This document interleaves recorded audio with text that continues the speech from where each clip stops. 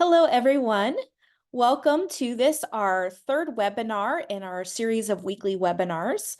I'm Allison Norton. I'm a faculty associate at Hartford International University here at Hartford Institute for Religion Research. I'm excited to welcome you. We're going to hear today from two speakers focusing on trends that we see in Latino and Black and multiracial congregations. Hartford Institute for Religion Research has a more than 40-year history of engaging in rigorous research for religious leaders and faith bodies across the United States. We seek to anticipate emerging trends and issues and also to creatively disseminate our findings for those of you for whom it matters. So we're excited to welcome you here today. Currently, we're working on a 5-year project called Exploring the Pandemic Impact on Congregations, where we're researching and collecting and disseminating data about the changes and the possible long-term implications of COVID-19 on religious life across the U.S. So we're glad you're here today, as I will invite you to join in this conversation. At the end of our time, we will have a Q&A session. So please feel free to click the Q&A feature here in Zoom and ask your question at any point in time. Also, there's a link in the chat if you'd want to register for the upcoming webinars. Next week, we'll be looking at some of the trends regarding technological innovation that we see in congregations. So please click the link and register. So to introduce our two speakers today, they are presenting on reports that they authored and worked extensively on that just came out in the last month or so. First, we're going to hear from Dr. Christina Lizardi-Hodgeby. She is Assistant Professor of Leadership and Formation and Faculty Director of the Office of Professional Formation at Iliff School of Theology. You'll want to check out her forthcoming book, Unraveling Religious Leadership, Power, Authority, and Decoloniality, and it's available for pre-order now. Also, we're going to hear from Dr. Brittany Watts. Dr. Watts received her PhD from Kent State University, and she is a postdoctoral research fellow on the Exploring the Pandemic Impact project with us here. So now I'm going to turn it over for a few words from Katie O'Leary, our Director of Continuing and Professional Education. Thank you, Dr. Norton. Thank you. I am, as was just mentioned, directing continuing and professional education. And this is an initiative that I just wanted to familiarize you with. Here, what that means is it kind of serves as a platform. It's a platform where we provide learning opportunities for thriving in a religiously complex world. That can be things like this morning from the Institute, this webinar, as well as programming and events from our various centers. One thing I wanted to call your attention to this morning is our Master of Arts in International Peace Builders program. Are you familiar with that? We sometimes call it MAP because it's a lot shorter. So this is a 1-year residential 36-credit master's degree program where students from all over the world, every cohort is just amazing, develop interreligious literacy as well as constructive conflict intervention skills.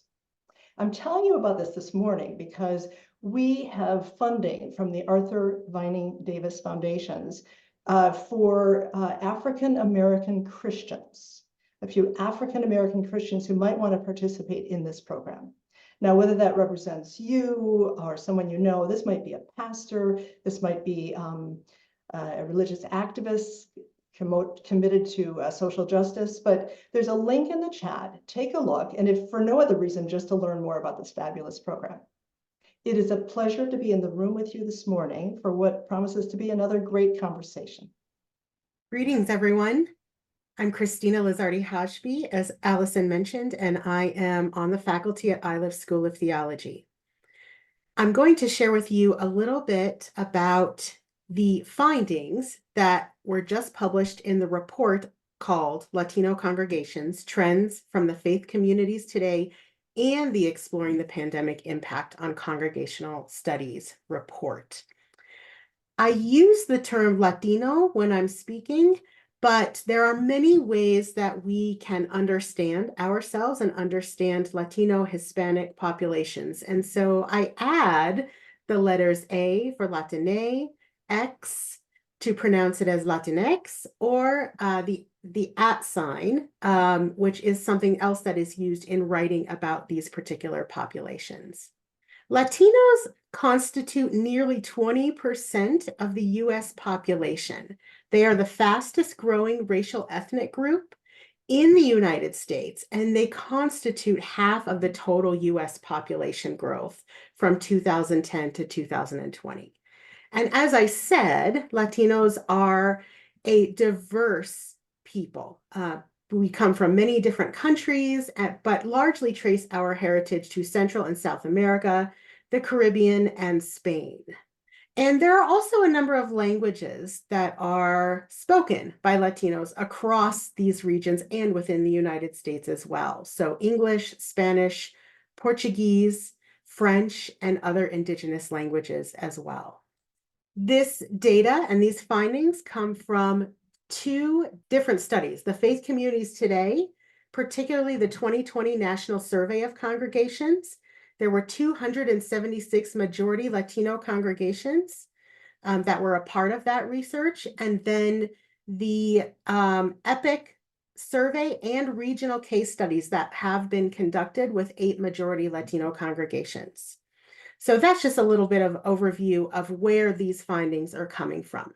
When we look at that data of majority Latino congregations, those that have at least 50% of their participants as identifying as Latinos, we see that overall in congregational life, 7 out of every 10 participants attend the largest Latino faith communities. And you see this on the chart on the bottom of this slide. So for congregations that have 250 or more participants, 70% of participants participate in those largest congregations. And then with the smallest, which constitute about 20% of all congregations, only 2.2% of attendees actually participate in those congregations. Overall, in the big picture, what you'll see here on the top chart, 7 out of every 10 majority Latino congregations are evangelical Protestant. About 15% are mainline Protestant, and 12% are Catholic and Orthodox. And you notice here when comparing to majority non-Latino congregations, Latino congregations that are Catholic and Orthodox constitute a much larger percentage and overrepresentation of those congregations. So, a majority of Latino congregations have experienced growth or remained stable in attendance over the past 5 years. You see that most presently here with the stable and growing, so 43%, almost half, but not quite, about 4 in 10 of these congregations have experienced 5% or more growth in the last 5 years. This doesn't mean that all Latino congregations are growing, however, as we see that 38.2% of them have declined 5% or more. That is, however, at a lesser frequency than non-Latino congregations, where over half of them have declined 5% or more in the last 5 years. When it comes to building ownership, Latino congregations are half as likely to own their own facilities. And you notice that here on the second item on this chart, owned by congregation, only about 35% of these congregations own their own facilities. That is in comparison to other congregations that own their properties and their own facilities at about 64%. You see here that a majority or the largest percentage either are owned by the denomination or rentals or used for free other facilities. These congregations are also 3 times more likely to worship in the same building as other congregations. When we look at the age of Latino congregations, what we notice here is that these churches trend younger and have fewer percentages of senior adults than other congregations.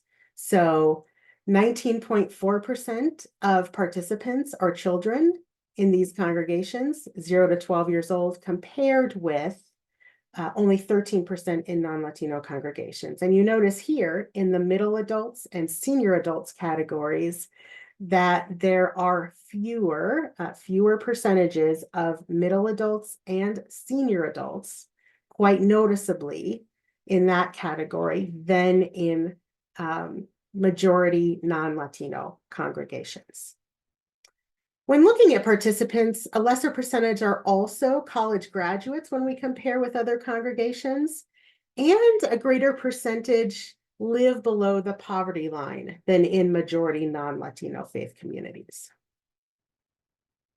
When it comes to engagement, Latino congregations report more contemporary, more innovative, and more inclusive worship of children and youth than other congregations.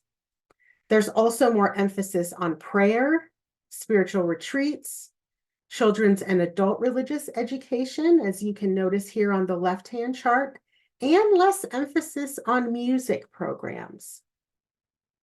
On the right-hand chart, you'll see that community engagement is a key aspect of Latino congregations. They are more actively engaged in activities beyond their congregation at every level, including ecumenical worship, social activities that are ecumenical, and community service, as well as interfaith activities, worship, social or educational activities, and community service.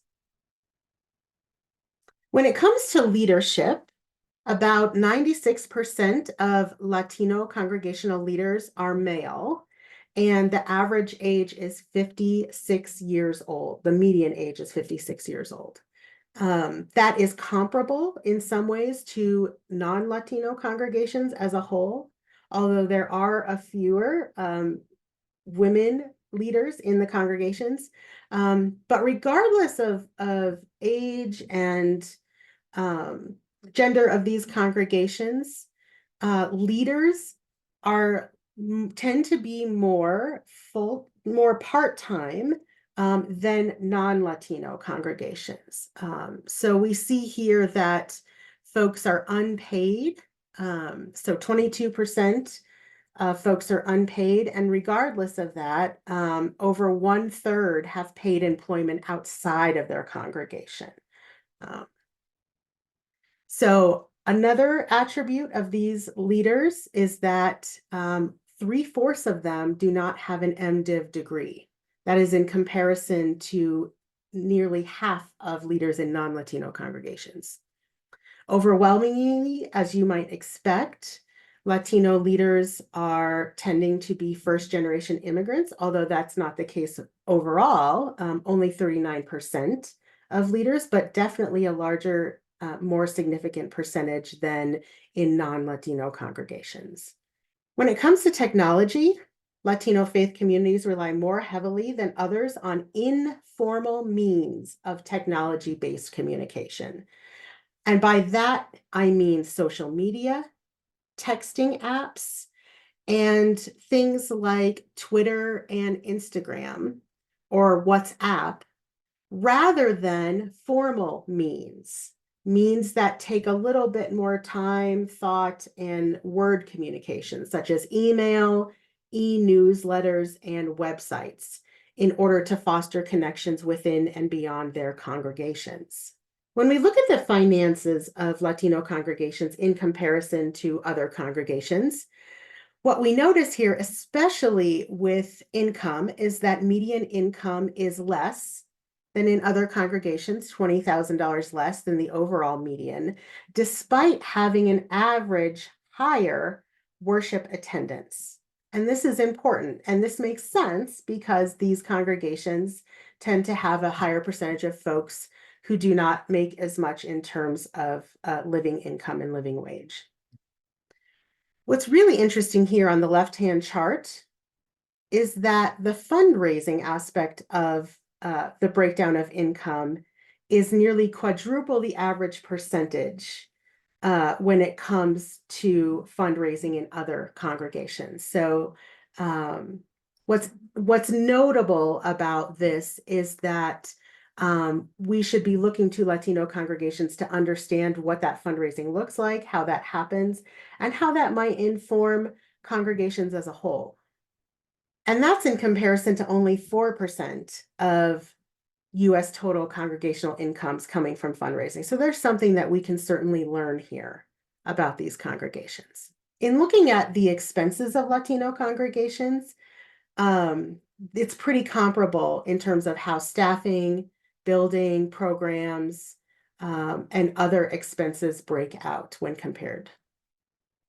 Latino congregations overall per capita is $1,250, and that's compared to $2,000 overall for all congregations. So lower per capita, which makes sense, smaller budgets, but congregations that report relative attendance stability over the last 5 years have a much higher per capita than either growing or declining congregations. And you notice that here on this particular chart.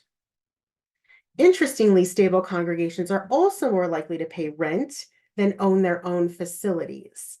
And they're also more likely to have full-time leaders. So that is what constitutes and makes up this larger per capita for these stable congregations. When congregations were asked to assess their financial health over time, in general, they reported that their health is better today than it was 5 years ago. And you see here, 5 years ago, 44% said we're tight, but we manage. And now 45% say we're good. There's been a little bit of shift of congregations moving from feeling that their financial health is excellent to good, but overall, half of congregations indicate that their financial health is good. So that's some promising news and what we can expect and see in the trends for these congregations. When dividing the sample, especially in the Faith Communities Today survey, between congregations who completed the survey prior to the lockdown and congregations who completed the survey post-lockdown, more of these congregations reported financial difficulties than the pre-lockdown. So post-lockdown congregations really experience more of a decline in their finances. And that makes sense. Even though we ask congregations to only report pre-pandemic sense, it was hard not to see the differences between pre-lockdown and post-lockdown responses. Online giving, interestingly, decreased despite an increase in congregations having an online giving option. Pre-lockdown, 33% of congregations gave online, and post-lockdown, only 21% give online. And we see this decrease as well with total monthly giving. We suspect that because folks' financial stability might have also been impacted during COVID, especially at the beginning months of COVID, that this might account for this drop in online giving because giving might have dropped overall. Those are just a few of the highlights and trends that are found in this data and in both of these data sets. The full report, which can be found in Spanish and in English, can be found both on the covidreligionresearch.org website and the Faith Communities Today website. So please do check that out. There's a lot more information, more statistics, and there's a deeper dive into all of the trends that we are experiencing with Latino congregations.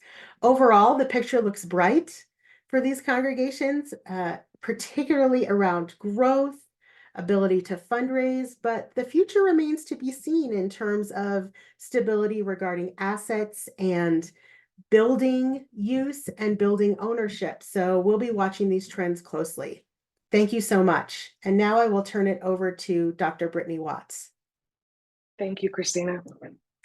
Good afternoon, everybody. So we are now going to turn our attention to understanding the pandemic's impact, particularly on majority Black and multiracial congregations. As you all probably know by now, COVID-19 impacted all social groups differently. It exacerbated systemic issues, particularly faced by BIPOC communities. And so we asked ourselves, how does race shape these congregational responses to the pandemic? So the data, as Christina talked about earlier, comes from Faith Communities Today and Exploring the Pandemic's Impact on Congregations project, which is from mainline evangelical churches and historically Black churches, collected from summer 2021 to spring 2023. And so we'll look at a few highlights like attendance, COVID-19 adaptations, financial health, adaptations in programming and activities, and clergy well-being. So first, before we dive into the graphs, there are about 3 slides that are very graph heavy. And so I just want to put your attention to the corner key that will tell you where we were collecting and when we were collecting this information. And as you can see, the average attendance in all 3 racial categories declined from pre-pandemic to spring 2023. Multiracial congregations in particular had the highest decline with 80 attendees to 37 by fall 2021. Overall, they had a higher average level of attendance for all 4 time periods, with 80 people to 85 in spring 2023. On the other hand, majority Black congregations experienced the least decline from 60 to 45 people fall 2021. And this is looking at the combined in-person and virtual attendance. And they had a lower median, but remained stable over all 4 periods. And so if you notice the different lines, you kind of see these heart monitor-like lines in the multiracial majority White, and in this kind of stable straight line with the majority Black congregation attendance. Now, if we look at the percent of new attenders, the percentage of new attenders also dropped steeply across all groups due to the pandemic. By summer 2021, new attendees represented less than 10% of majority White and majority Black congregations. As you can see here, the multiracial congregations dropped under 10% by fall 2021. By spring 2023, there was an increase of almost double the amount of new attenders across congregations, which aligns with what we have discussed in previous webinars about attendance and the overall trends with attendance and the ebb and flow of new attenders and volunteers. The percent of regular volunteers before the pandemic, regular volunteers and majority White, as you can see in the blue graph, and multiracial congregations in the orange hovered around 40% of the congregation and about 30% for majority Black congregations. But by the summer of 2021, congregations across all racial groups saw a significant decline in volunteers. Majority Black drops to 6%, multiracial to 15%, and majority White to 20%. This, however, does not remain, because by spring 2023, majority Black congregations are seeing numbers similar to pre-pandemic at about 30%. And you'll notice this kind of W formation in the line graph, which depicts this less drastic drop and less drastic drops and highs versus the multiracial and majority White congregations, where you can see they have not fully recovered to pre-pandemic numbers, hovering around the 35%. So we're looking at worship mode during COVID-19, the peak of COVID-19, many adaptations were made. And we talk a lot about in the presentations about these hybrid worship and that being the most utilized. A large majority of groups stopped worshiping in person by summer 2021. For instance, only 5% of multiracial congregations chose to continue worshiping in person throughout the pandemic, compared to the 7% majority Black and 15% majority White congregations.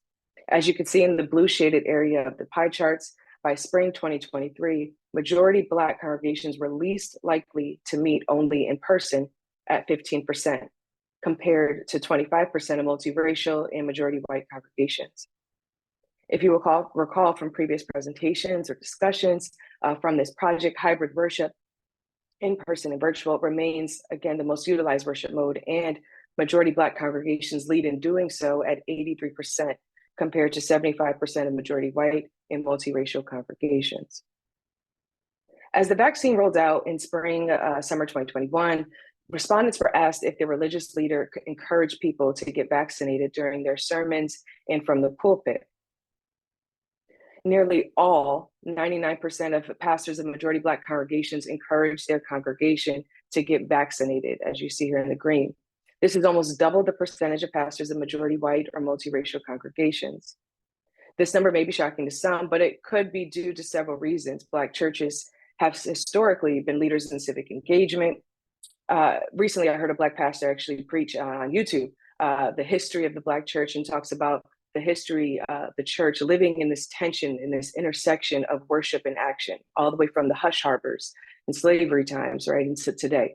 And particularly as we see it regarding health and taking the lead in charge of whether it's cardiovascular disease prevention initiatives and workshops and breast cancer screening. So there has been a history in this sort of action regarding health and service. During the pandemic, some religious congregations and community centers opened their buildings for use to administer COVID-19 tests and vaccinations. When congregational leaders were asked if their buildings were used as testing and vaccination sites, 15% of majority Black and 9% of multiracial congregations said yes, in comparison to the 4% of white congregations who said yes in the blue. So we turn to financial health.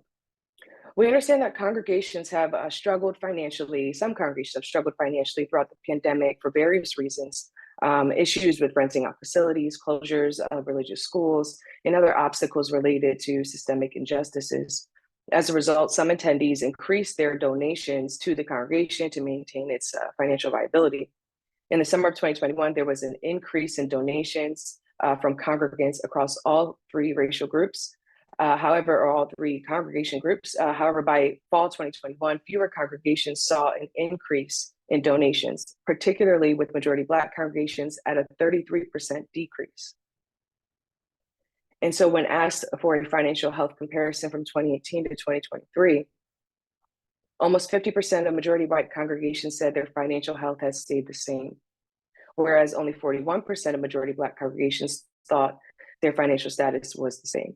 Additionally, spring 23 results show 34% of majority Black congregations say their financial health has decreased since 2018, compared to the 28% multiracial and 29% majority white congregations, if you look at the worse now category to the far left. However, I do want to bring to your attention that not all majority Black churches are suffering financially. About a quarter seem to be thriving financially, compared to multiracial 24% and majority white 22% congregations. Perhaps for some congregations, additional congregant giving and federal relief provided during COVID subsidized the financial burdens across these congregations. Online giving also increased accessibility to give and changed what giving looks like and when. But majority Black congregations still seem to struggle to reach this financial stability. And the cycle of instability and dependence speaks to the systemic issues facing majority Black congregations and the intersections of race and socioeconomic class. So as we turn to ways that the majority Black churches and multiracial churches adapted to programming and so forth, a great percentage of congregations across racial lines offered online and virtual worship opportunities at least once a week. 70% in majority Black and multiracial congregations, the green and orange bars, and 82% in majority white. However, majority Black congregations provide more virtual worship opportunities throughout the week. Majority Black congregations led with 27% compared to 23% multiracial and 15% in majority white congregations. Majority Black congregations were also 4 times more likely to offer online prayer as well. Perhaps this points to the importance of multiple weekday worship activities and gatherings in Black churches, such as the midweek Bible studies, the prayer calls and chains, and the like, even in a virtual context. On the right, you will see how congregations utilize some combination of these online platforms, specifically conferencing like Zoom or social media, for example, with Facebook, and video hosting with platforms like YouTube. Conferencing was most utilized by majority Black congregations at 75%, compared to 42% multiracial and 27% majority white congregations. On the other hand, video hosting patterns differed, with nearly half of multiracial and majority white congregations, the orange bars, using it 8% more than majority Black congregations. Regarding social media usage, majority Black congregations utilized it most at 62%, while multiracial congregations did so the least at 46%. The lack of video hosting in majority Black congregations might speak to the accessibility issues like purchasing subscriptions and audiovisual equipment, or just having experience with technology to this caliber, like balancing sound systems with streaming platforms and receiving training for all those things, or even having volunteers who can juggle and use these skills and gifts they may have, but juggle that with their full-time positions as well. Although many congregations across racial groups have opted to use hybrid forms of gathering for Sunday worship, fewer than 20% of churches use virtual or hybrid programming and activities for seniors, young adults, and youth. While in 2021, much of the programming for youth and young adults was hybrid or virtual compared to senior programming, by the spring of 2023, this pattern reversed. Senior programming in majority Black congregations was more likely offered in online and hybrid platforms at 26%, compared to 6% multiracial and 5% majority white congregations. When comparing the mode of religious education, results show that majority Black congregations were more likely to utilize hybrid religious education for adults by almost double at 55%. Perhaps these trends highlight the need for programmatic change and adaptation to address the needs of today's youth and young adults in ways that encourage a different type of active church life participation. And if we look at local community involvement, all three groups reported providing activities in their local communities. For majority white congregations on the far right, you'll see that 71% of pre-pandemic congregations agree and strongly agree that they are involved in the community. And this rate remained constant into spring 2023. However, for majority Black on the far left and multiracial congregations in the center bars, the percentage of congregations that agree and strongly agree decreased 21% and 12% respectively. For historically Black congregations, as I mentioned before, civic engagement is part of its cornerstone. So perhaps this indicates shifts in thought about what local involvement looks like post-pandemic, particularly after taking the charge in mitigation measures and during the peak of the pandemic. On the other hand, differences in median attender age and health conditions pre, during, and post the COVID and the shortage of volunteers might also have influenced this reported decline in community activities for some churches. Or perhaps there's a lack of participation in local and civic engagements because of the social climate, because of decreased political intention or increased, or intergenerational differences in ways to pursue activism today in the church. While all three racial groups have congregations rather have similar pre-pandemic levels of agreement in reporting that they are spiritually vital and alive, majority Black on the far left and multiracial congregations in center graphs reported an increase in those strongly agreeing that they were spiritually vital and alive in the summer of 2021. But then you'll notice in the last column of each group, a return to pre-levels spring 2023. While this decrease in a strong agreement is 9% for majority white congregations, majority Black and multiracial congregations who identify strongly agreeing that they are vital and alive decreased by 32%, which you can see in the top orange bars. This perhaps indicates the significance of the pandemic's impact on majority Black and multiracial congregations and a decline in their overall well-being. Specifically, the boost in vitality within majority Black and multiracial churches during the pandemic's peak could reflect a boost to morale. The new and innovative programming and activities, the modes of worship and accessibility to wider audiences fostered a new energy. That said, the settlement into post-pandemic life, the increasing responsibilities and fewer members, the grief, the loss that happened during that time could have influenced feelings of vitality in the reverse. Similar to trends found in spiritual vitality, leaders of majority Black congregations report in 2021 higher levels of mental well-being compared to their majority white and multiracial congregation leaders. However, by the spring of 2023, results show a decline in well-being among churches majority Black and multiracial clergy, and an increase in majority white congregations on the far right. This might indicate that the stress of majority Black and multiracial congregations is mounting and impacting these religious leaders. Along the same lines, when asked about thoughts of leaving the congregation, leaders of congregations across all of the racial groups were more likely to have these thoughts in 2023 compared to 2021. Clergy of majority Black congregations went from 95% who never, in the blue, considered leaving their congregation in summer 21 to 64% in spring 23. This increase in consideration of leaving is double that of multiracial and majority white clergy. Leaders who reported that they had thoughts of leaving pastoral ministry a few times, which you'll see in the gray, increased 15% in majority Black and 19% in multiracial congregations. It's important that I highlight that from fall 2021 to spring 23, all groups reported a sizable increase of having thoughts related to leaving. However, clergy and majority Black congregations seem to be in a less dire position compared to multiracial and majority white congregations in relation to thinking about leaving the pastoral ministry. Although there has been a drop of the self-assessed mental health wellness among majority Black congregations clergy, spring 2023 results show that they were less likely to doubt their call to ministry, with 83% never doubting compared to the 72% of majority white and 62% of multiracial clergy. Although majority Black congregations and leaders' well-being is declining, their call as spiritual leaders remains firm. Looking at clergy of majority Black congregations' unwavering call to ministry in light of increasing thoughts of leaving one's congregation or ministry perhaps speaks less about them and more about the context in which they are working. So I want to close with a few concluding points. Since the EPIC study began in 2021, our reports have shown how the pandemic has impacted congregations on attendance, vitality, volunteers, religious education, and the innovative ways that those congregations have adapted. As many of you know, for majority Black congregations, the combined effect of the pandemic and ongoing structural racism in the United States has exacerbated these experiences.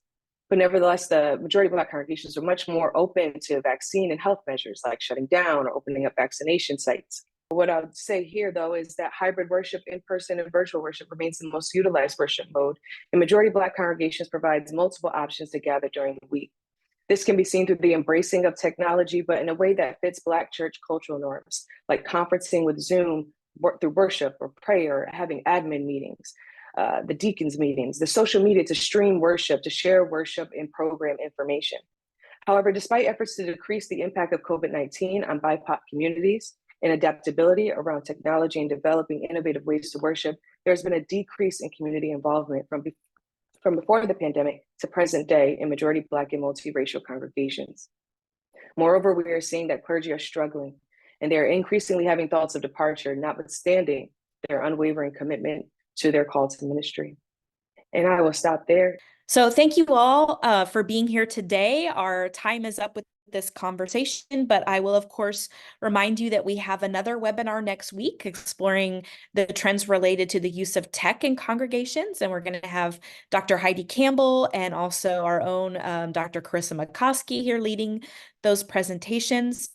And also I'll invite you, if you have ideas that you would like to see us dig into in the future with our research, if you want us to pursue a particular area of inquiry, note that in the form that's going to be shared here in the chat.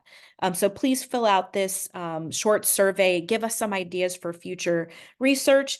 And I'll also invite you, of course, to sign up for our newsletter. Check out our website, covidreligionresearch.org. Thank you all so much for coming, and I hope to see you here next week.